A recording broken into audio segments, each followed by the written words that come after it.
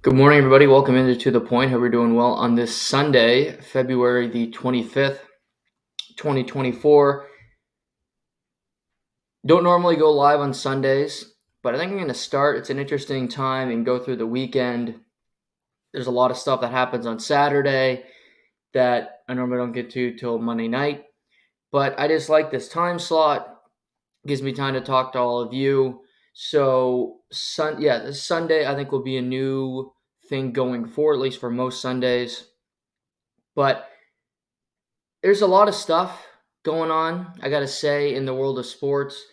The NHL trade deadline is less than 2 weeks away, and there hasn't been a whole lot of chatter, not a whole lot of rumors. It's a quiet market with a lot of teams in no man's land, where you have teams like St. Louis, Nashville, Pittsburgh to some degree, the New Jersey Devils, that are on the outside looking in, but believe that they can make it. Minnesota is another team in that mix who I think are better than St. Louis. I think they're better than Nashville, but because such a bad start, injuries, inconsistencies, you're in a tough position right now. Can they do enough to overcome it? Can they do enough to make the playoffs? I don't believe Bill Guerin wants to miss the playoffs at this tenure as him, the general manager of the Minnesota Wild. So it's an interesting time. But also through all of this, you're having the February blues where you have teams that are struggling in a big way. Edmonton comes to mind. You have the Vancouver Canucks until last night who had been struggling. The Colorado Avalanche have not been playing great hockey as of late, really inconsistent. But then you have two teams that have kind of risen above the rest of the league over the last, really the month of February. And that would be the Toronto Maple Leafs and the New York Rangers. Two very different circumstances, two very different stories, but I want to talk about both of them here this morning. When it comes to the Toronto Maple Leafs, I have a hard time putting too much praise on a team that should be doing this. That should be good. That should be a good team. A team I predicted that would win the Atlantic Division before the year started. So because I had that mindset going in, you could say, well, no, you should change. Oh, it's a different team. Is it really? It's the same group of guys. It's the same people. You flip in a new defenseman every now and then, but it's the same bunch of carnies playing with one another. But you look around and you see the Toronto Maple Leafs team, and they've won 7 in a row. I do believe they're playing a different style than they have been playing. I would say last night's game was one of the more run and gun games they played in the last little while. They are more committed defensively. I give credit to a guy like Austin Matthews, who's scoring a ton of goals, but is also playing better defensively in his own end. That's a noticeable difference. Mitch Marner, who is one of the most creative, is one of the most electric players in the league, game in, game out, has stepped his game up after 4 or 5 months of mediocrity, I would call it, of maybe 75% on the old engine. He's starting to play, at 100%. To me, he was the best player on the ice last night for the Maple Leafs. It was a game where Austin Matthews was on the periphery. He was due for a game where he doesn't look like a complete superstar after scoring, goal after goal the last little while. Hat trick against Anaheim, hat trick against the Philadelphia Flyers, 2 goals in Arizona, a goal at the end of the game against Vegas on Thursday. So a game where he doesn't really factor in, that was set to happen. But watching last night, the Leafs win a game, and here's why I'll give them credit. They win a game where they played an awful third period. They didn't have the puck. They did not have a shot on goal until their power play. The entire third period. Tyler Bertuzzi gets the hat-trick goal. They didn't have a shot the whole third period. McKinnon was McKinnon.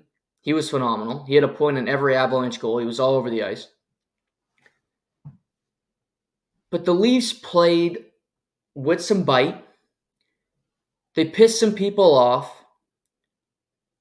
Bertuzzi draws a couple penalties that both lead to power play goals, both being power play goals from Tyler Bertuzzi. And I just think you're seeing a shift in philosophy and you're seeing a shift in mentality. What I mean by that is the thought forever is the Maple Leafs team's the same. They have all the same players, they're never changing, and that's true. But something I don't think they ever did was change who they are, change their identity. Are they a tough team? No. Austin Matthews doesn't have a tough bone in his body. He's afraid of scrums. He openly avoids them, which, good for him. He doesn't have to engage, although it would be nice seeing, other players around the league do it. But he doesn't. But another philosophy change you can have is Matthews is number one. He plays with Marner. Tavares plays with Nylander. Riley does this, and it's formulaic. It's set in stone. There's no change. There's no variance. It's just we're doing this. It's a very militaristic, if you will. We're doing this every single game. And thinking about life. You're going through life. You're broke. You don't have anything going for you. You have no prospects. Nobody wants to engage. Nobody wants to hire you. But you keep doing the same things over and over, day in, day out. Why would you keep doing that if you're not getting results that you've wanted? That's something I think about all the time. I'm trying to make changes to improve my life. And the Maple Leafs forever had John Tavares at the number 2 center slot. Mainly because, was he the best option? At times, sure. But also, he's the $11 million man. He's the pajama boy. He's your captain. And he doesn't go below the second line. Well, Sheldon Keefe has finally made a change. Max Domi is the number 2 center. He's playing with Nylander. They have good chemistry. Domi's playing really well. He's engaged. He's always been better at the center ice position. And Tavares is not going to complain because he hasn't his whole career, and I give him credit for that. I wish he was more interesting, but he never will be. He's boring. But he goes in, does his work. He's playing with Nick Robertson and most nights Bobby McMahon. And I wouldn't be thrilled with that line, but he's doing it. Are they really a dangerous threat of a line? Not really. Bobby McMahon rises, but he's doing it. But it was a change that needed to happen. John Tavares is a member of the team, but he's no longer a member of the core 4. And I think you can make the argument on this Toronto Maple Leafs team that he's not even the 4th best forward. Matthews, although I'll always make the argument when Marner is playing at his best, Marner is as good or better than Austin Matthews. But I won't dive into too much of that today. Let's say 34, 16, 88, right? Easy. If you want to change the order, have at it. For those 3 guys. Number 4 was always 91. It was always John Tavares. If the Leafs are going to be successful, if the Leafs are going to beat a team like Florida, which I don't think they will, by the way. But if they play a team like Boston, who they can beat, or if they win their division, which they still can at this point of the season, and you play a wild card team, which who the hell, if you play a Tampa, who you beat last year, or you play a Detroit, who haven't made the playoffs in a very long time, your 4th best player is likely going to either be 4th best forward, Tyler Bertuzzi, or Bobby McMahon. Not Nick Robertson. No. Sorry. Pass on that.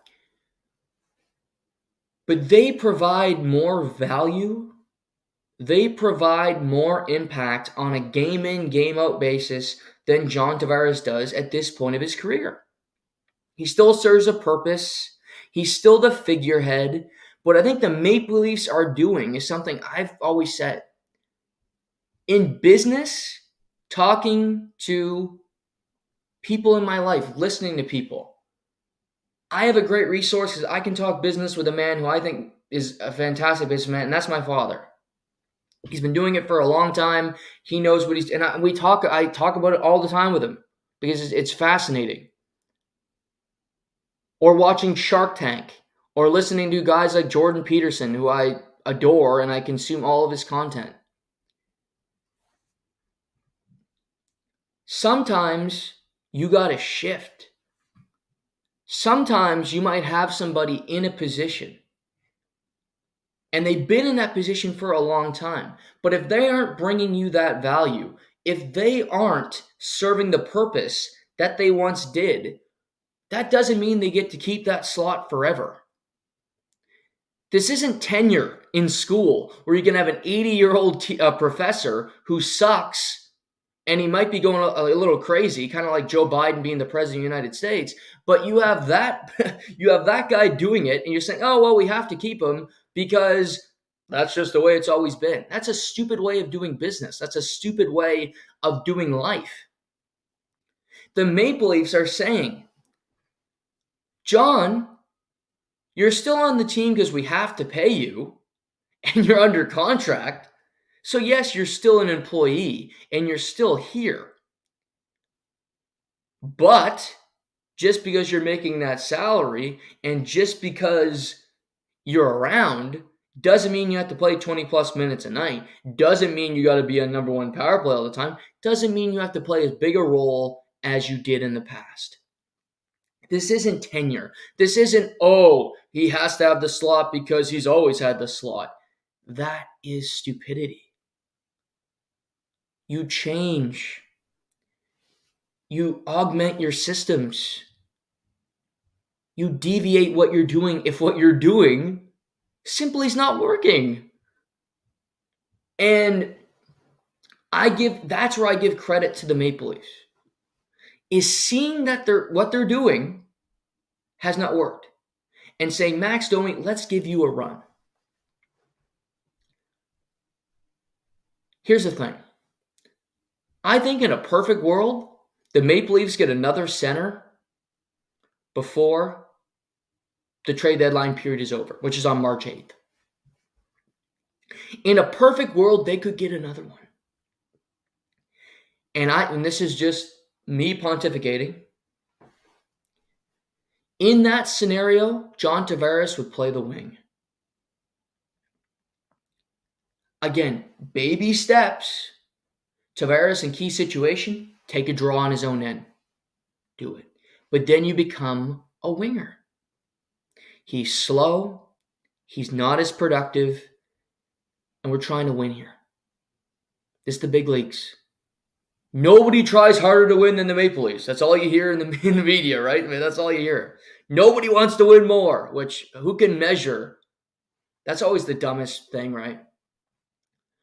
Who can measure who wants to? That's not a thing. You can't measure that. Oh, we wanted it the most. Okay. Did you pray to God the hardest too? Is that why you won or lost in the end? I mean, it's just so stupid, but stupid cliches. But this, for instance, if Adam Henrique of the Anaheim Ducks, you might not know who Adam Henrique is. He's a good player. He's a third line center. That's what he is. But he's been playing on a bad team for a long time, soaking up that California sunshine, collecting a check, and been playing on a bad team. Is he better than John Tavares at this point? Maybe not. I think it's close.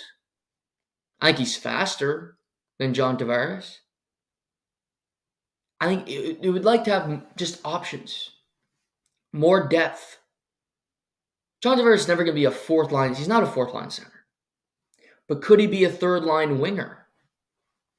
That's the question. That's where you look at it and go, could we look into this? Is this something that could work? And you go from there. But the Maple Leafs,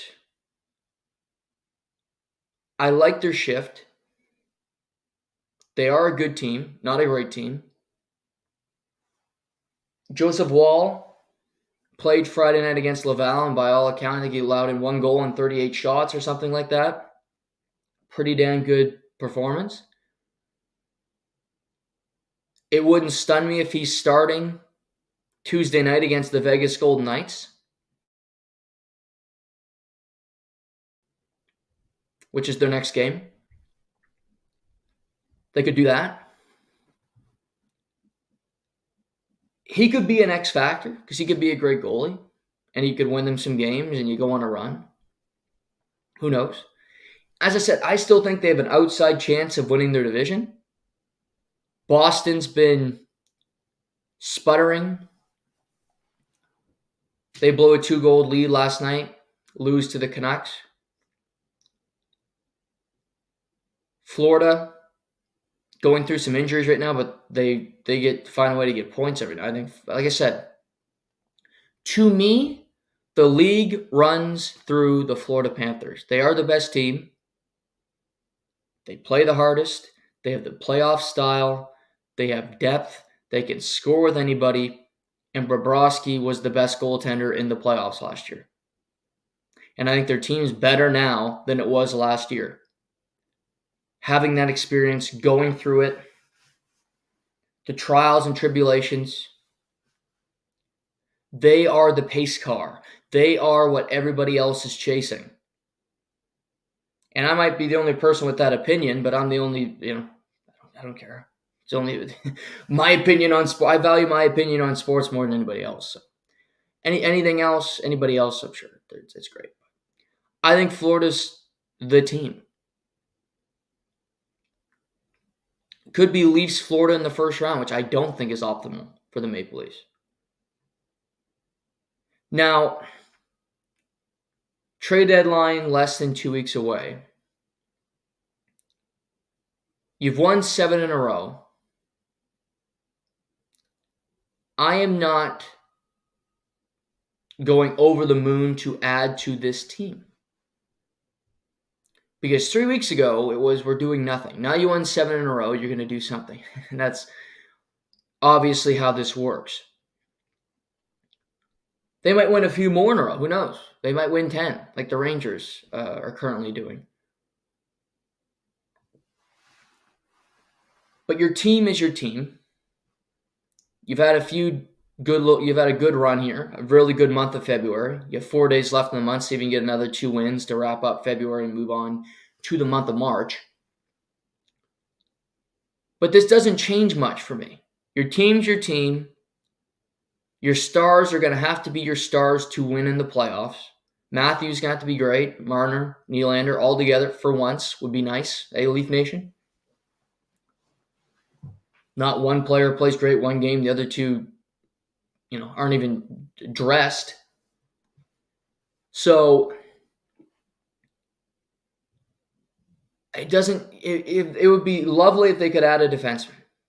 No doubt about it. You could go out there, add a Chris Tanev. Sure. Hanifin had 3 points last night to win the Calgary Flames' victory over the Edmonton Oilers.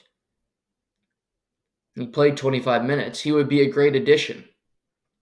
What he's going to take to acquire, I think it's going to be quite a bit. Probably more than a lot of teams around the league are wanting to spend because he is the best defenseman available. So when that is the case, the price goes up and you can get fleeced pretty easily. But if they went out in the deadline and all they got was Chris Tanev, I don't think that's a trade deadline where the fan base should be upset or, oh, we didn't do enough. That's about what you can do. They've been trading pieces every trade deadline for the last number of years, and it's resulted in them winning absolutely nothing. So what a team that didn't acquire one player at the trade deadline last year? Florida. They beat Toronto. Toronto acquired 6 players. Florida went to the Stanley Cup final. They stuck with their group, and the group played better, and they overcame the circumstances. Toronto, a talented bunch. It would be great if you could add a defenseman or two. It would be great if you could add another player up front so on your third line, Nick Robertson isn't playing every night. Perfect world. Because I don't want him on my playoff roster because I just think he's too small, he's going to be too ineffective, and he's going to get run through the boards. I look at like these Boston players like a Morgan Geekie. He's a physical player. If you're a third line going up against Robertson, I just don't like that. I think some of those big defensemen on Florida and anyway, that's a position of weakness. Colorado had this with Sammy Girard, where the year they won the Stanley Cup, he wasn't playing. Haven't had a whole lot of success since. Is there a correlation? To me, there is.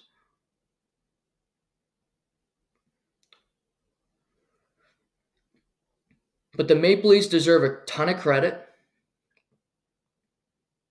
You got less than 2 weeks to continue to try to win games. And really, their chase right now is you can still try to win your division. You're in a position now where you're not worried about not making the playoffs, which was different at the beginning of the month.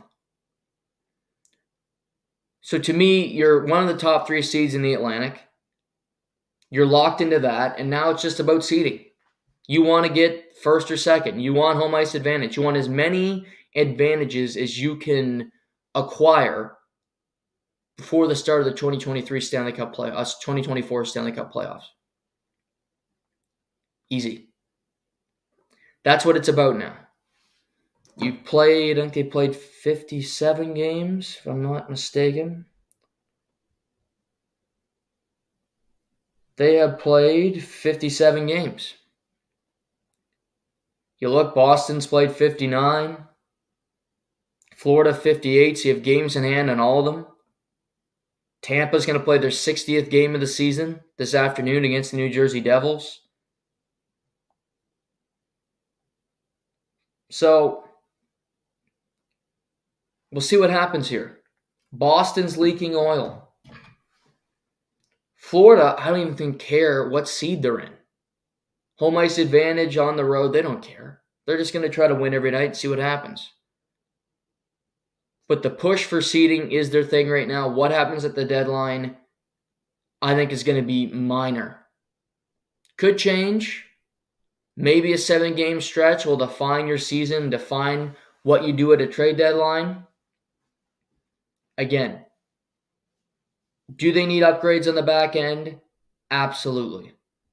Do I think the upgrades on the back end are good enough to overcome certain teams and ultimately win the Stanley Cup? I do not. Now, you always have the puncher's chance. You have Florida last year, and maybe they go on and win. And wouldn't that be a great story? But there isn't that defenseman out there that's going to rock your world, that's going to change everything. Hanifin is great, but, I saw Easton Cowan set a record for the most games with a consecutive point in the Ontario Hockey League yesterday. Leafs Nation, you want to trade him? Sure, he was awful at the World Junior Tournament, but hey, he'll be playing a 19-year-old playing with the Maple Leafs next September. He's making no money. Fit in your cap system. Do you want to move him? Do you want to move Fraser Minton, who's been a multiple-time captain, who started the year as an NHL player? Is that something that's intriguing? Probably not. So, all different things yet to mull over. But a hell of a run for the Maple Leafs. A team who's had a better stretch than the Maple Leafs, which is hard to say because the Maple Leafs have won 7 in a row. The New York Rangers. The team that I've been wrong about the most this year. I predicted the Rangers would miss the playoffs. I couldn't have been more wrong. They have 81 points in February. They have 39 wins, which is the most in hockey.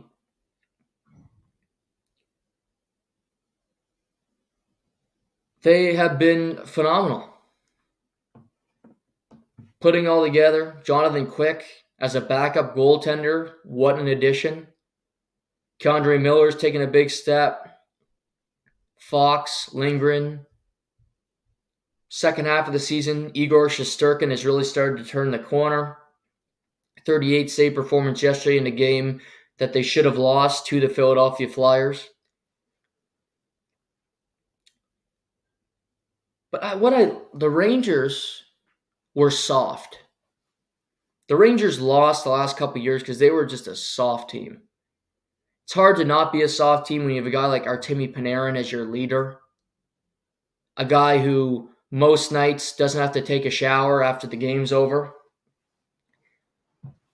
Just skates around all night, no sweat, no care, just floating around. And he'll get the occasional point. He's a hell of a passer and he's got great instincts for the game. But competitive streak is not in him. But Mika Zibanejad, he's awesome. Chris Kreider, the heartbeat of the team.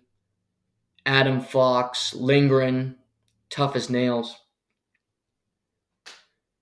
But the Rangers, prior to last weekend's outdoor game,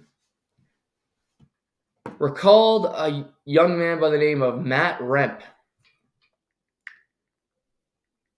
Matt is quite a character. He's 21. He's from Calgary, Alberta. He's 6'8", 240 odd pounds. He's been playing in the American League the last couple years. Gets recalled for the outdoor game. First shift, drops the gloves. Drops a great fight. Plays a couple more games. Gets ejected from the game for nailing Nick Bastian. Clean hit. Don't know why he was ejected. He can't help the fact that he's 6'8". Fights a couple more times. Then we get to yesterday. And I'm watching this afternoon game between the Flyers and the Rangers. Big rivalry. Teams don't like each other. Prior to the game, Nick Delorier, who is right up there with the toughest players in the league. He's just he'll fight anybody. He goes to the red line, sticks his head over and tells Matt Rempe, basically, we're going. First shift, Rempe and Delorier square off in one of the best fights, I could argue, over the last decade. Haymaker after haymaker. The fight went way over a minute. A lot of respect. And just, it set the tone. He has more penalty minutes than he has time on the ice in his 4 career NHL games. That's a great stat. But his 4 games, he's had a hell of an impact. The Rangers have won all 4 of them. And then just another huge thing yesterday. He goes to the front of the net. He's screening goaltender Samuel Eriksson. Puck from the point hits off his shin pad, goes into the back of the net. He scores his first career NHL goal, a game winner in Philadelphia, and the Rangers win their franchise record 10th straight. I don't know how much longer he's going to be around. I hope he's around for a while. I hope they keep playing him. But this is great. He's physical. He's fighting. He's bringing something to the games. I mentioned the Rangers were a soft team. Just kind of a cowardly team. Didn't want to engage, didn't want to do anything. And I look at a guy like Alexis Lafreniere, who's got 6 goals in his last 10 games. He's up to 17 on the season. I think he's playing really well, by the way. He's got some bite. He's got more to his game. Trocheck can be a pain in the ass. And Trocheck played 26 minutes yesterday for the New York Rangers. 26 minutes. It's crazy. Matt Rempe played 5 minutes and 16 seconds for the Rangers. He had a goal, 5 minutes in penalties, 3 shots on goal, and 4 hits. What a stat line. Kreider's a pain in the ass. Trouba's the best hitter in the league. Keep your head up because he's going to take you out. Brzezinski's tougher. Will Cooley, no slouch. This team is starting to change their identity. They are first in the Metropolitan Division. They have won 10 in a row. They have the most wins. They have the most regulation wins in the NHL. They're tough. They have creativity. They have players that have gone the distance before. When Shesterkin is on his game, he's one of the 2-3 best goalies in the league, period, end of story.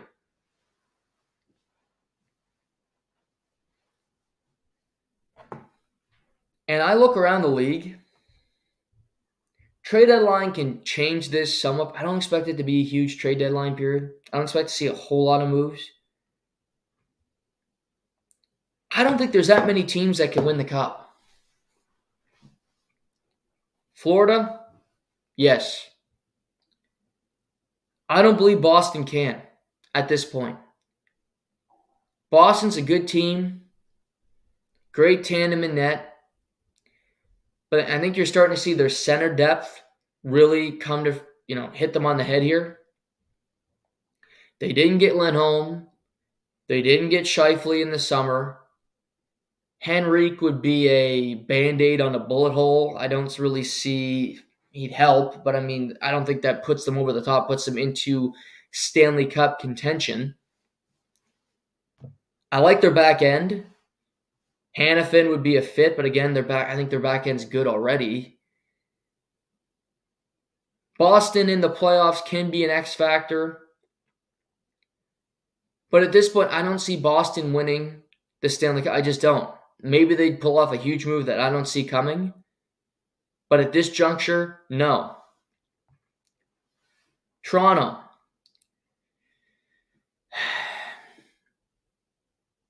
No. I don't. Again, I'm not trying to be a hater here, but I don't think Toronto can win. They never have. They haven't won 2 playoff rounds in a postseason since 2004. No, they didn't even win 2. They haven't done it since 2002. This group hasn't done it. It's a great chance. But do I think Toronto can win the Stanley Cup? I don't. Carolina. Carolina is this perplexing team where Fred Anderson's going to return. That'll be a big deal. But Carolina, they haven't re-signed Rob Brendamore yet, who could walk in the offseason. If I was him, I would explore it. They're a good team. Aho is a good player, and Svechnikov, and I love Slavin, and we've been through Carolina. Can they win a round? Absolutely. Could they win 2 rounds? Potentially. They've done that multiple times. But do I think they have the firepower to go to a Stanley Cup, get to a Stanley Cup final? I don't. They got swept by the Florida Panthers last year. Their team is pretty much the same. They go through trade deadlines. They don't want to add more money. They don't want to make big trades. They don't like to take risks. I don't think they have enough scoring up front. I don't trust their goaltending in the key moments to win. So Carolina, again, can they be a team that win a round? Potentially 2. Maybe. But are they a legit Stanley Cup contender? No. Flyers. No, the Flyers don't want to be in a playoff spot. The Flyers don't have Carter Hart anymore because he's in the World Junior trial. Samuel Ericsson's been great. Travis Konechny, stud of studs. They're now trying to re-sign defensemen that they wanted to trade 2 weeks ago because the way this is looking, can the Devils catch them? Devils, really inconsistent team. Devils, bad goaltending, kind of like Philly. Devils, a lot of injuries this year. Lindy Ruff getting testy with the media every other day. They won yesterday. They have a huge game this afternoon against Tampa Bay. We'll see. But the Flyers, I don't even think the Flyers can win a round. If the Flyers play the Hurricanes in the first round, the Hurricanes will win that series. And I think that's the frustrating thing if you're the Philadelphia Flyers going, we don't want to be in the playoffs. To go to the first round, get a couple home gates, great, but then lose, have to keep players that we wanted to trade, get nothing for them, and then another year next year where in all likelihood we won't get as many good bounces as we did this year, and we're looking at the exact same thing. We're thinking we've missed a year where we wanted to sell off, start a rebuild, and go, shit, now we have to wait another year to start it, which will be more frustrating for the fan base after saying, oh, we made the playoffs last year. Washington, no. Islanders, no. They're done. Pittsburgh's only played 54 games. That's the thing.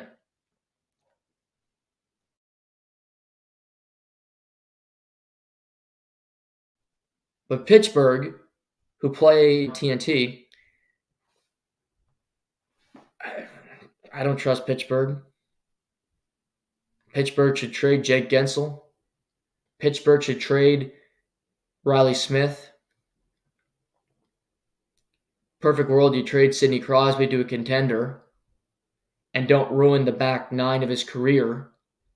But he'd have to agree to that, and I don't think he's going to, at least at this juncture. Maybe in the summer, but I think he's sticking around for better or for worse. But Pittsburgh's not. So you look at the East. I just went through all those teams.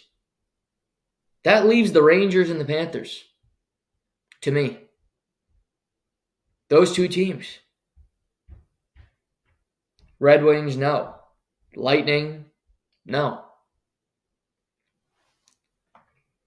Rangers, Panthers, and that's why your team like the Maple Leafs, you kind of go, hey, maybe we got a chance because the rest of the conference isn't that good, like I've been saying.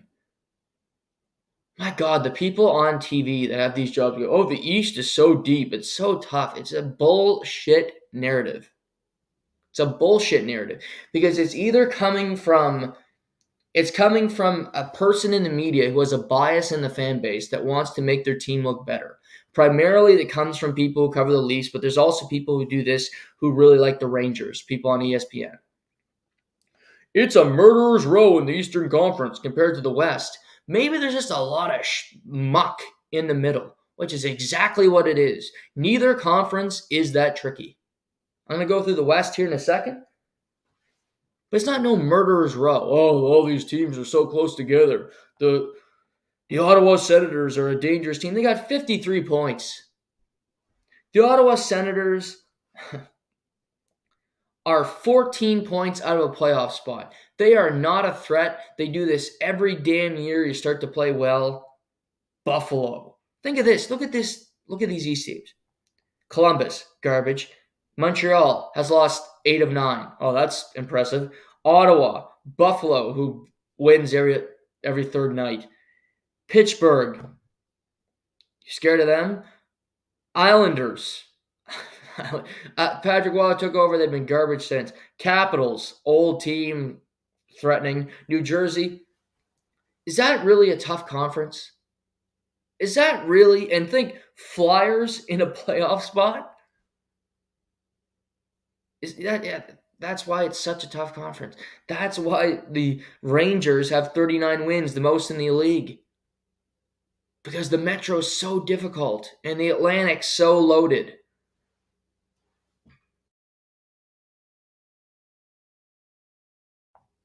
Hope that made some sense because that's just ridiculous. But in the East, I really have two teams that could maybe get to the Stanley Cup final. Florida and the Rangers. In that order.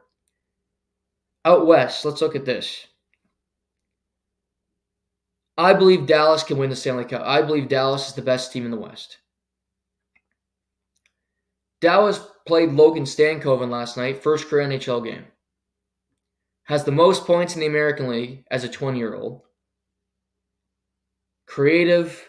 He might be a deadline acquisition that they don't have to trade anybody for. I think he'll be on their team come playoff time. You add him to your team. He comes in, mix in with your veterans, with Wyatt Johnson, who's a stud, Heiskanen, Jake Ottinger between the pipes. They're a great team. And I believe they can get to the Stanley Cup final. Winnipeg. Winnipeg has a caveat for me. Winnipeg is a threat, is a danger if they win the Central Division. And to put this into context, Winnipeg has 75 points. And they have the same amount of wins as the Dallas Stars and the Colorado Avalanche. They have played 4 less games than Dallas and Colorado. Colorado and Dallas have both played 59 games. If Winnipeg wins the Central, they will get a wild card team in the first round, and that will likely be either LA or Nashville, St. Louis, Minnesota. A team that's not that threatening, just to make this easy. I think that second wild card team in the West is really a no man's land team that's a cupcake opponent for whoever gets the number 1 seed out west, whether that is Vancouver. Still potentially could be a team like Winnipeg, because Winnipeg has 5 games in hand on Vancouver, and they trail them by 7 points. So they can make that up if everything goes well. Vancouver's played the most games in the league, by the way, 60 games already played this year, only 22 left. If Winnipeg wins the Central, you get a cupcake in the first round. You get the winner of Dallas. Say Dallas played Colorado in the first round. You get the winner of that series. Maybe that's an all-out war. I picked Colorado to win the Cup before the year. I'm getting less and less confident with that pick. I love Nathan MacKinnon. Georgiev's playing way too many minutes. Fundamentally, just defensively as a team, they don't play great defensively. I love Makar. I love their power play. But that team, I have my worries about them. But if they beat themselves up, if Colorado can escape that series, maybe they're a wounded bird. You get some time off because you sweep a bad team. Maybe you get to a conference final and you see what happens.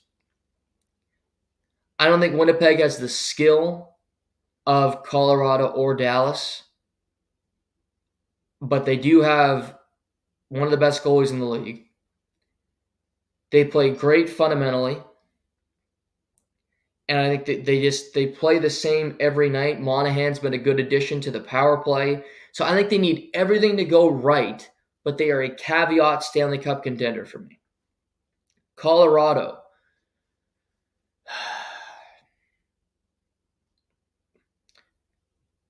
Hard to argue.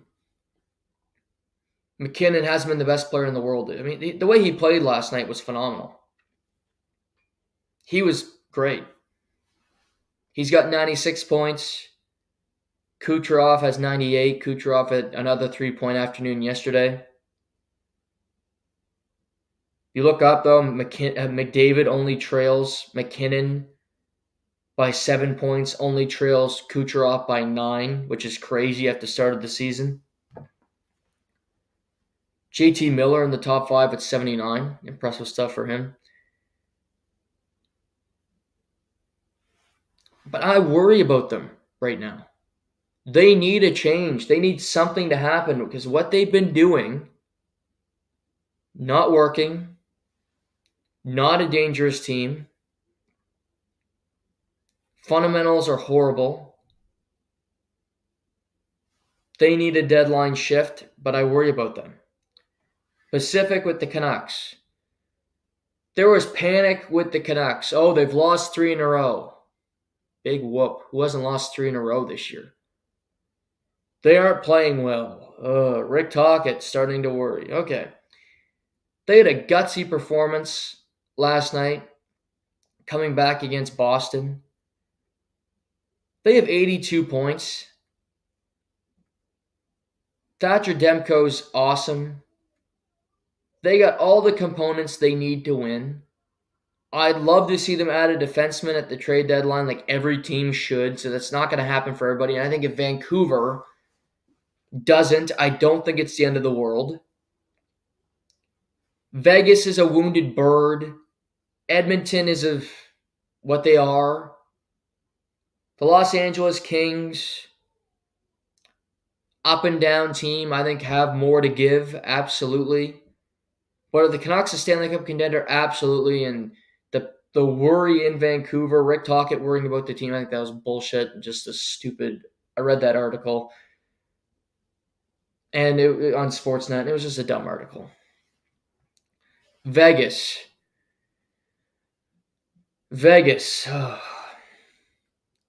Lost another game to the Senators last night in the gimmick. Had a lead and they blow it. Got crushed by the Maple Leafs. They've been playing good hockey, period. They win the Stanley Cup and they've gone through a lot of shit. Injuries and just inconsistencies. And Chandler Stevenson, one of my favorites, hasn't been as good as he was last year. Barbashev's gone through his ups and downs. Bill Carlson's kind of taken a downtick in his production since arriving in Sin City. Here's the thing with Vegas. If they make the playoffs, which they will, and if they are healthy, which presumably they will be, and they have their defense with Pietrangelo and Shea Theodore and Alec Martinez and Nick Hague and those monsters that they have back there that can chop people into pieces, they are a Stanley Cup threat. And here's the thing to look out for. Mark Stone has a sternum issue. And Jack Eichel hasn't played since almost Christmas. So they're missing in action. Unavailable on long-term injured reserve right now. What can Vegas do with that? They are legit injuries. I think people that have a problem with teams using LTIR to their advantage are just bitter and stupid. It's not cheating unless you get caught. And if the league says, oh, you do have injured players, we've looked into this, I don't know what you expect the team to do. To do nothing with the open slot that they have? This is quite simplistic to me.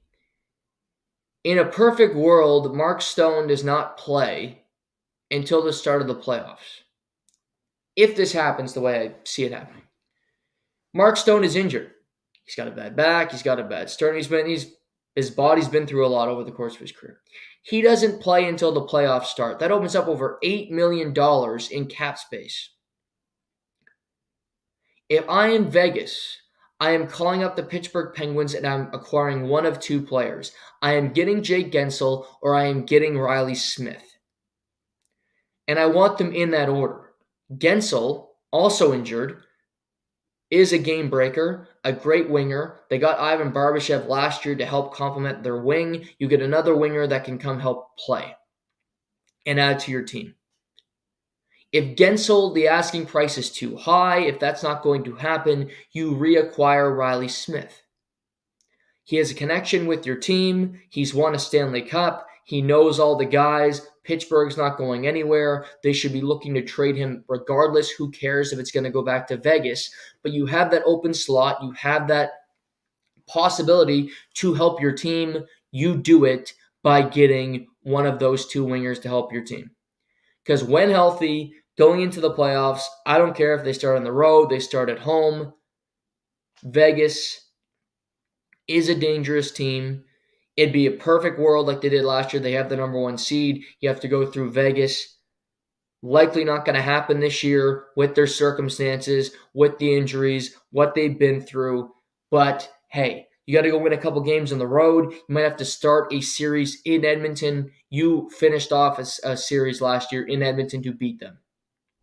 So Vegas, yes, on my list. Edmonton. Um, and by my pause, you kind of understand where I am with this team.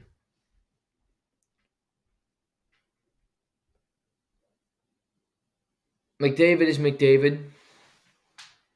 Draisaitl's phenomenal. Zach Hyman is third in the NHL with 37 goals. Crazy.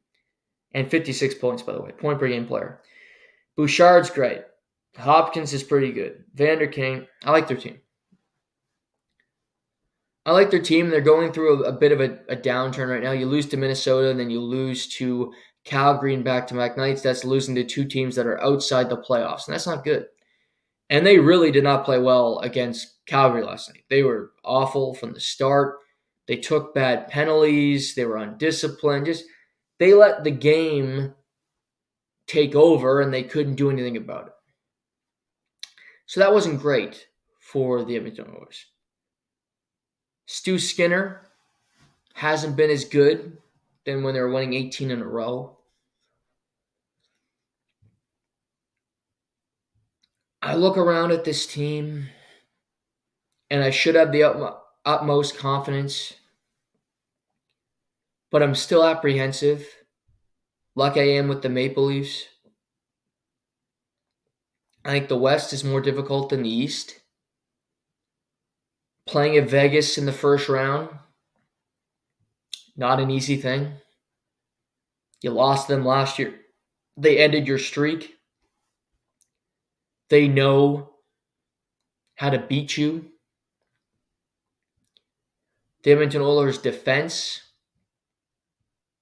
still, something that be nice to get, augment.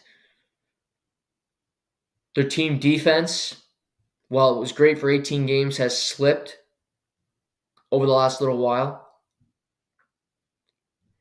Edmonton has the best player in the world, and they have Leon Draisaitl, who's also one of the best players in the world. But they've had that for a while, and they haven't won. Are they a Stanley Cup threat? A peripheral one, if anything, right now. Because I've seen this story before, and we'll see what happens with the Edmonton Oilers. I don't know how aggressive they're going to be. They don't have a whole lot of cap space. You had Corey Perry already. But Edmonton leaves something to be desired for me. Los Angeles fired a coach this year like Edmonton. Playing better as of late. They play in Edmonton on Monday night, which should be a fun game. 7-2-1 in their last 10. Quentin Byfield scored maybe the goal of the year.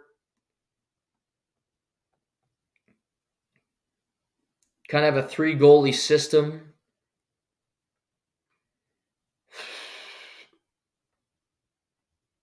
I don't think they really... I like their team. I don't love their team. I don't trust Cam Talbot to win 4 rounds. I don't know if Cam Talbot can win 1. If they do improve their goaltending before the trade deadline, I don't think it's going to be Jacob Markstrom being traded to LA in division. I don't think that's happening. Nashville is currently in a playoff spot. Is UC Saros still going to be on the market? He should be, but is he going to be? Is Velmelka available from the Arizona Coyotes, who have lost 11 in a row? John Gibson's been on the market for 5+ years. Would the Ducks trade John Gibson to a divisional foe? Montreal's got 3 goalies. I don't think any of them are going to make you a Stanley Cup contender. So all that being said, I think LA's a good team. I think they're a tough opponent in a playoff series. I don't think they're going to get swept. I don't think they're an easy out. But do I think they can win 4 rounds? I do not. Do I think they can beat Vegas in a best of 7? I don't. Do I think they can beat Edmonton in a best of 7? Probably not, because they've lost to Edmonton the last 2 years. And I don't think their goaltending is better now than it was a couple years ago. So they're not either.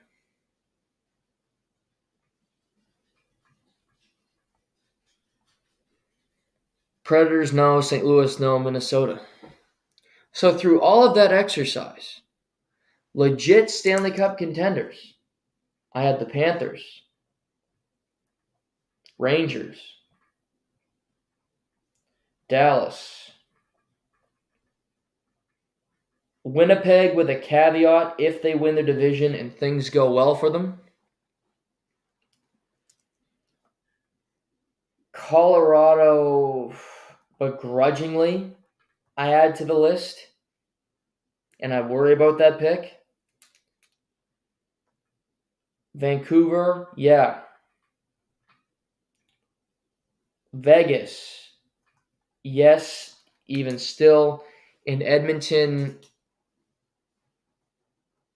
you can add them to the list if you want. I have 1, 2, 3, 4, 5, 7 teams there, and I'm not including Edmonton. And 5 of them are from the Western Conference.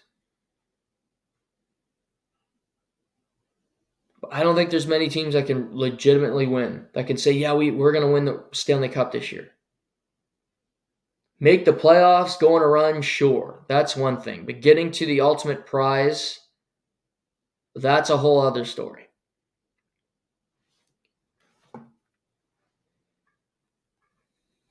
But this can change if big moves are made at the trade, if things happen. You have big games this afternoon. Tampa Bay in New Jersey to play the Devils. 2 teams that need the points, 2 teams that need some momentum. Flyers playing the Penguins. Always a fun game. Detroit in Chicago. Patrick Kane's return to Chicago tonight. Had 3 points yesterday as the Red Wings crushed St. Louis 6-1. That should be a fun game. Winnipeg looking to beat Arizona, their 12th straight loss tonight in Winnipeg, as their owners openly talking about their problem with attendance. On a great team, people not showing up to the arena. That's not good. We got some fun games on a Sunday. We also got Kings, Oilers tomorrow night, as I said, Bruins in Seattle as well. But some great stretches from a lot of these teams in the National Hockey League. I was watching a lot of things. I watched a lot of curling. Yes, I've been watching this week. I watched a ton of curling. Scotty's Tournament of Hearts. Rachel Homan beating Jennifer Jones last night in their second meeting of the week, stealing one in the extra end of the 11th to advance to the final. She's undefeated in the tournament. Jennifer Jones in her last Scotties will play another team from Manitoba this afternoon. So we'll be watching curling tonight for sure. Yesterday was also a big mixed martial arts day. Started in the afternoon with the Professional Fighters League versus Bellator card in Saudi Arabia. And had some thoughts on it. Bought the pay-per-view on DAZN. I love DAZN. I thought the broadcast was very good. It was quick. Between fights, there's not a whole lot of chatting. Okay, they moved on. I like the way they did it. They got through a 6-fight main card in 2 hours and 37 minutes, which, great. AJ McKee submits. AJ McKee Clay Collard was my favorite fight on the entire card. It was over in less than a minute. AJ McKee submits Clay Collard. It was crazy because Collard landed a big strike. Then McKee grabbed him, puts him into a guillotine. Collard gets out of it. Then McKee moves into a triangle. Couldn't get the triangle, then gets the armbar, extended it, and Collard had to tap out. AJ gets a finish. Only one loss in his professional career. To me, he'd be a really good fighter in the UFC. He's got options now with these champions. He's one of the best fighters they have on that roster, and he's only 28 years old. So a great win for him. Then you get Yoel Romero, Thiago Santos, two veterans of the game. Santos 40, Yoel Romero 46, still fighting. Yoel Romero beating up the legs of Santos. Outpoint. I thought he won all 3 rounds. He gets a victory at the age of 46. Doesn't look like he's slowing down. Credit to him. Vadim Nemkov, first fight, former light heavyweight champion of Bellator, moves up to the heavyweight division. How about huge striking, puts into an arm trial, defeats Capoloza, a former champion. So he moves up to heavyweight. He gets a win. And we'll talk about what happened in the last fight. But Vadim Nemkov is great. He's the apprentice of Fedor Emelianenko, who's one of the best mixed martial artists in history. I think Vadim Nemkov versus Francis Le Predateur Ngannou would be the funnest fight that the PFL/Bellator brand could make. Because Francis is boxing. I don't even know if he's ever going to fight for the PFL. I think this all might just be a big grift. He's boxing Anthony Joshua, one of the best in the world, on quite a run in less than 2 weeks in Saudi Arabia. March 8th. Yeah, Friday, March 8th. He's boxing Anthony Joshua. I don't know why it's on a Friday. That's a mistake, but it's a big fight. And Ngannou, I didn't buy the first Ngannou one. I'm going to try to pirate it. But I saw it after the fact, him fight Tyson Fury. I thought he won the fight. But that's big business, him fighting Anthony. If he beats Anthony Joshua, he likely will get the winner of Usyk and Fury and fight to become the lineal champion of the world in the heavyweight division, the heavyweight boxing champion of the world. So he's got the world in front of him. And if he has that fight waiting, he is not going to be taking on a PFL guy or a Bellator guy in a fight in mixed martial arts because the money's not there.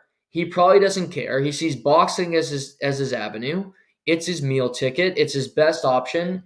And he's going to be a superstar in that field. If he loses to Anthony Joshua, maybe he will come back to the sport. But I think it depends entirely on how that boxing match goes.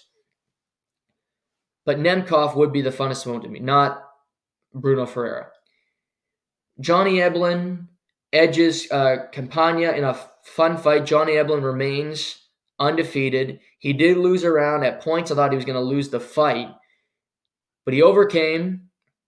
He's been saying he wants to get to free agency, get through this year, go to the UFC and test himself. I think that'd be good. I don't know how good he'd be at 185. I mean, Campagna lost to Joaquin Buckley, Joaquin Buckley's not even a ranked fighter in the UFC. So there's a lot there. I do think he's a very good fighter, but he gets another victory. He's 15-0 as a professional. See what happens. Then we get to the main event, and it's over in less than 30 seconds. Renan Ferreira KOs Ryan Bader. Huge shot. Lands a couple. Francis Ngannou didn't go into the cage, which I thought was going to happen. That's why he was there, sitting next to Mike Tyson, hyping it up. But he doesn't go in the cage. He kind of walked out while they're giving this kind of new belt to Renan Ferreira. And Don Davis, the president of the PFL, the founder, announced on, I think it was Thursday, that, the winner of this main event, Ryan Bader and Renan Ferreira, will fight Francis Ngannou later 2024. Well, he didn't go in the cage. You couldn't really hype up the event. It was a miss for sure. I'm sure they weren't thrilled with it.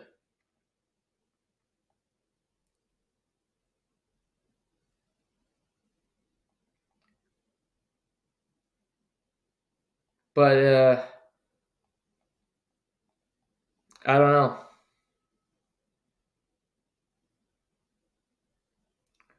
We'll see. Interesting. It was a good event. The fights aren't as good as UFC fights, but they probably shouldn't be because it's not to the caliber. But they have some good talent over there. The environment in Saudi Arabia was not the most interesting, but that doesn't matter as much to me. I'm sure they had some good gates. It was a productive event. People watched it. It was fine. It was a way to spend the afternoon. Then we went into UFC Mexico City, which it was okay. It was okay. It was a lot of fights. One fight between the 19-year-old sensation Raul Rojas Jr. and Ricky Turcios was called up because of an illness to Raul. Broadcast said it was being rebooked for this coming Saturday at the Apex, but then I just saw on Twitter that Turcios said, I haven't signed that agreement yet, so maybe that's not happening at catchweight. But there was a couple massive fights in the crowd, no security. I don't know what was happening there. So that was nuts that there was multiple, like huge brawls, people just going after one another. But you're going through the event, and there's a lot of Mexican fighters on the card, which is good. But you see, like Christian Quinones, a Mexican fighter, took a loss. Jesus Aguilar, a big win for him. Claudio Puelas fares Ziam, not that interesting of a fight. Felipe Dos Santos got a win who's fun. You had a fight end after 44 seconds because Eric Silva tore his MCL. You get to the main card, Manuel Torres subs Chris Duncan in a minute and 4. That was a big win. Big moment. Gets on the mic. I think he can fight, the best in the lightweight division. He's really good. Duncan's great, but Manuel Torres 15-2. Great striker, has the ground game. He's a dangerous guy. I agree with him. Give him a top 15 opponent. Terrence McKinney would be fun too, because Terrence is just right there as well. Another guy who's got a lot of different skill sets. But looking at Manuel, I give him Terrence McKinney or potentially a Drew Dober in his next fight would be fun. A Manny Moicano potentially would be fun. But a big victory for that young man. Yasmin Uragi dominates Sam Hughes. She improves to 11-1 as a professional, another Mexican fighter. Daniel Zellhuber, 15-1 now, defeats Francisco Prado. Very fun lightweight bout. Two guys that really brought it. Then we got to the co-main in the main event, which were the big deals. 2 5-rounders that have a lot of stakes. Brian Ortega returning after almost 2 years off against Yair Rodriguez. Ortega getting announced by Bruce Buffer looked to have rolled his ankle. Just jumping, looked to have rolled his ankle. He got dominated, beaten to a pulp in the first round, like 10-8 style. Then he comes back. Great second round. You could argue it was a 10-8 for him. And then early third round, gets the submission, forces Yair to tap out. Now Brian Ortega back in the mix. Huge victory.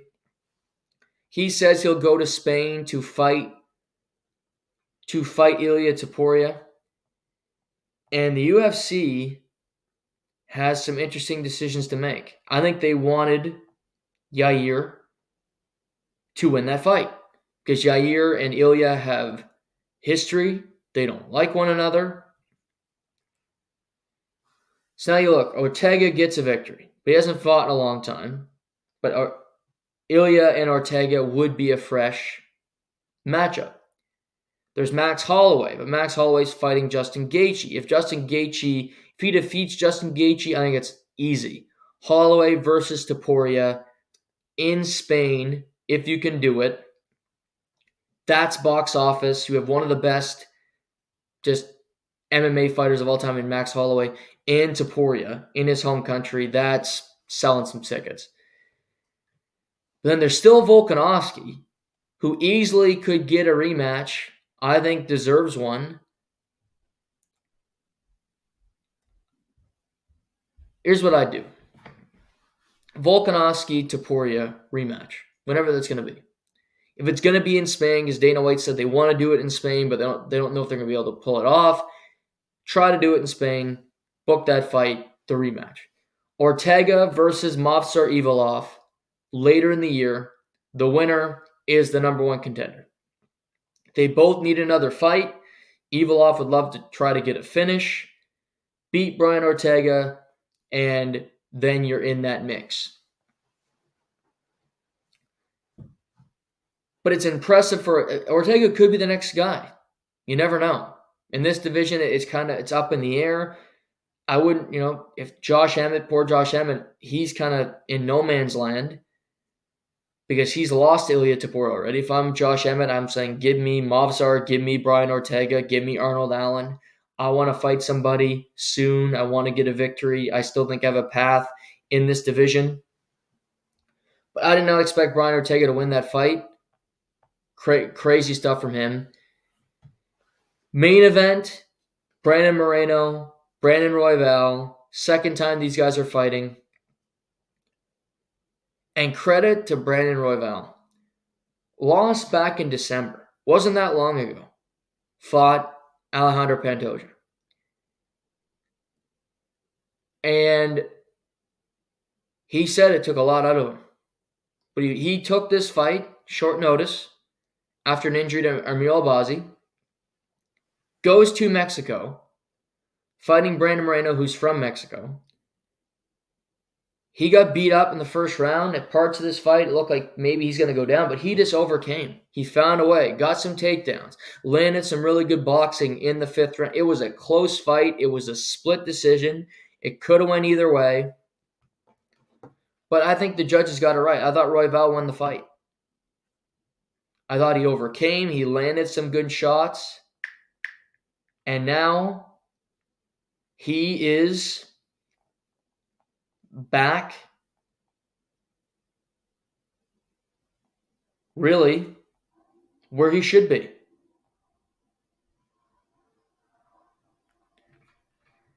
And what does UFC do with him?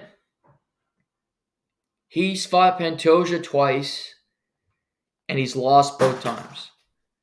The UFC wants Pantoja for UFC 301, which is in Rio, because that's where Pantoja is from. He needs an opponent for that card. Looking at the flyweights, Moreno wins. It's kind of easy to go with Moreno. Albazi, who I thought he had a fight with Kai Kara France. I thought he lost that fight. I don't know how the judges gave him the score. I think it was one of the biggest robberies of 2023. So I don't like him getting a title shot because I don't think he deserves it. Matias Nicolau, no. Manel Kopp hasn't done enough yet. Muhammad Mahayev, he's fighting in March against Alex Perez, but I still think he has some strides to make to get to that title opportunity. So I think you have to do Pantoja and Royval again. The fight was fun. Pantoja kind of won it easily. I will say I think if Pantoja and Moreno, it would sound better because that fight they had in July was awesome. And they fought, but Pantoja's beating Moreno 3 times. He's beaten Royval twice. 5-0 against these two guys. But Royval, he fought his ass off. He is a dog. He's a scrapper. He says He'll go to Rio. He'll fight UFC 301, which is in May. Another quick turnaround. Fight in December. Fight in late February. Then fight in early May. May 4th is UFC 301. Says he'll do it. I think that's the only way you can go because they're kind of stuck into a corner. You need Pantoja on that card because Alex Pereira's fighting at UFC 300. So now you kind of have to throw in a main event. It's going to be Pantoja and likely Brandon Royval, and I'm fine with it. Royval will figure some stuff out. He looked better last night. He does have that dog in him. He's not going to give up. He got taken down too easily and stuck on the ground against Pantoja the first time. He's going to have to change that in order to have a chance to beat him. But I will say, he didn't get finished in December. There was 5 rounds, but Pantoja couldn't find a way to finish him. So you can make it work. The first fight was in August 2021. Pantoja submitted Royval with a rear naked choke. The next fight, it goes 5 rounds. We'll see. But if I had to guess, that's the way it goes. But Royval, short notice, beats Brandon Moreno. He lost to Moreno in his first fight. He comes back and beats him this time around. Fun stuff. Royval is a tough son of a bitch. Credit to him. Back end of the card, really fun. Overall, UFC Mexico was okay. It was what it was. Better than an Apex event, for sure. Less than 2 weeks till UFC 299. Next weekend, you get Apex card that does have some interesting fights, I will say. Matt Schnell, Steve Erceg, flyweights, fun fight. Seeing Umar Nurmagomedov, who's undefeated, get back in the cage like that. Muhammad Mahayev, Alex Perez, fun fight. Rosenstrike, Shamil Gaziev, although it might not seem like a big main event. I like that fight myself. Likely going to see Rahul Rojas Jr. on that card. So overall, it was a pretty good day of MMA action. I enjoyed it. Some fun fights. Some big fights in the crowd. We'll see what happens. Now, spring training's alive. Teams are playing games. I saw the Phillies played the Blue Jays yesterday. 14-13. Pitching was a highlight of that game. But the real interesting thing is you're seeing like an injury with the Mets with their ace, Senga. He's out. Great pitcher for the Orioles starting the season on the IL. He might miss the whole year with Tommy John. He might joining his teammate, the closer Felix Bautista, who is out for the season with a UCL problem. But leading into these games and you're thinking what's going to happen, it's all about the Boras clients. It's all about Blake Snell and these unsigned players, right? Jordan Montgomery. And then there's Cody Bellinger. Cody Bellinger, who was hitting below the Mendoza line. An afterthought. A player the Cubs took a chance on. And had a great 2023. A great year, don't get me wrong. He was fantastic. He batted over 300, which I never thought was going to happen again. He's always been a really good center fielder when he wanted to play there, but now he's kind of like a first baseman. So he had a great year. But he hasn't signed anywhere mainly because his agent is Scott Boras. And Scott Boras believes that his players can make a ton of money and you're not going to settle and everything. But as we get to less than a month from opening day for some of these teams, we saw our first Boras client make a deal late last night. This was after the UFC event. Breaking, center fielder Cody Bellinger and the Chicago Cubs are in agreement on a 3-year, $80 million contract, sources tell ESPN. Bellinger will receive opt-outs after each of the first 2 years of the deal. Bellinger, 28, returns to the Cubs after prolonged free agency. So here's what this means. He signed a 3-year, $80 million deal with the Cubs. He will make $30 million 2024. If he has a great year and feel he can make more money in the open market, he can opt out after 2024.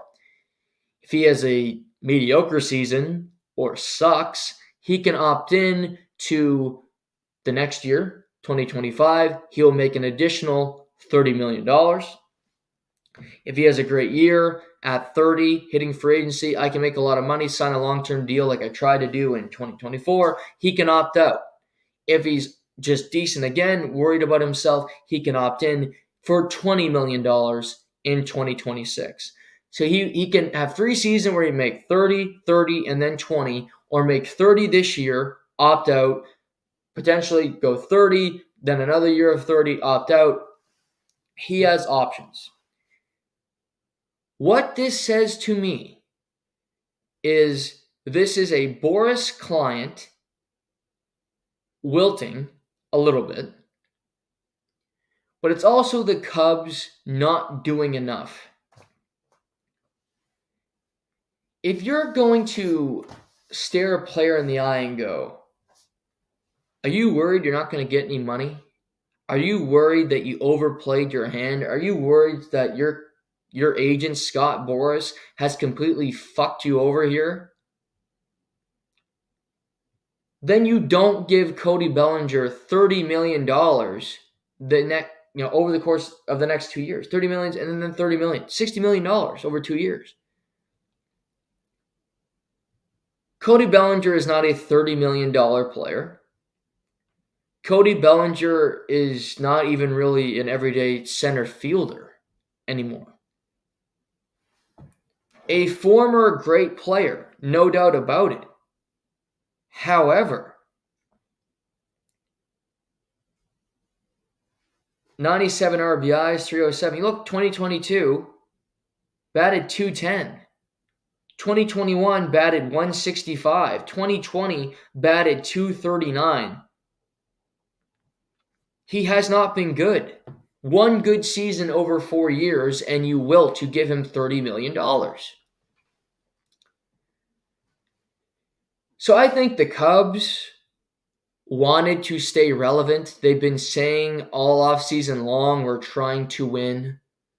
They brought over Craig Counsell, who defected from the Milwaukee Brewers to become the manager of the Chicago Cubs, which people in Milwaukee now hate him. But they needed somebody. You look around, the Dodgers get everybody. So the Cubs are like, well, we have Seiya Suzuki, who's pretty good, and we spent a bunch of money on Dansby Swanson, who's okay. Christopher Morel, Ian Happ, Kyle Hendricks been here for a while. Patrick Wisdom's okay. We have a team in a division that's mid that could maybe win the National League Central. Maybe we can, because Milwaukee is on a downturn and they're not spending big money and they're trying to get worse. And the Cardinals are spending money for some reason because they're desperate and don't want to be bad. But they are kind of bad. And the Pirates are an abomination. And you look around and go, oh, maybe we can win the division. We make the playoffs. Great. Okay. Fun stuff. But I think this is a failure on both levels. I think this is Scott Boras not reading the market. And this is the Cubs doing just enough to give Scott Boras to go, this is exactly what we wanted. No. He wanted a $200 million deal for Cody Bellinger, and it just wasn't there. Nor should it be there. He's not a $200 million player. I'll be dead honest. All his clients that are available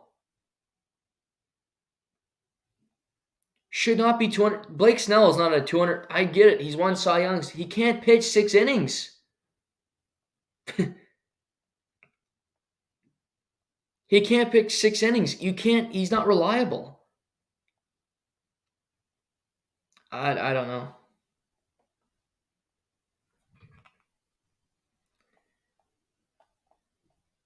But look, Jordan Montgomery was great in the playoffs. No doubt about it. JD Martinez. No. This point of his career is a DH. Matt Chapman. I would be really worried if I'm these guys. Because by Boras accepting this deal from the Cubs, I think he set a precedent and he said something for the rest of baseball to go, okay, this is what we're doing. We're signing you a deal with opt-outs. And I don't think if you're a guy like Jordan Montgomery, who isn't a spring chicken, Blake Snell, who's in his 30s, Matt Chapman, you want a deal that's going to take you the rest of your career. Matt Chapman was the third baseman for the Blue Jays last year. He was not a great player. 240 average, 17 homers, 54 RBIs. Good defensively, sure, but he's going to be 31 in April. You're going to get your big deal. It's now. It's not coming later. Jordan Montgomery won a World Series, was great. 3.20 ERA. He's going to be 32 in December. This is it. And I think you've overplayed it. It's not coming. Blake Snell. Great. Cy Young. All this stuff. Great pitcher. 32 in December. Just like Jordan Montgomery. These guys aren't 26, 27 years old. How many more elite years are you going to get from these guys?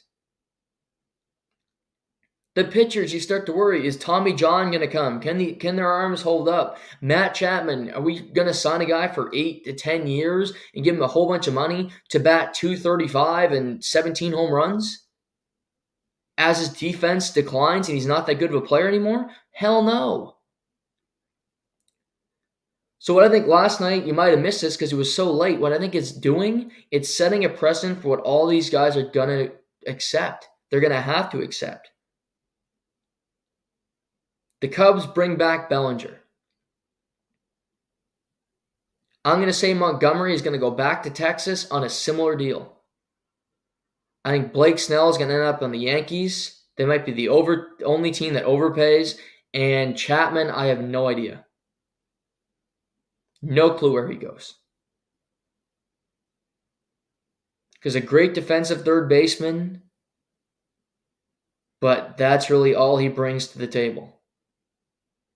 Could he end up back on the Blue Jays? Potentially, because they do have a hole at third base.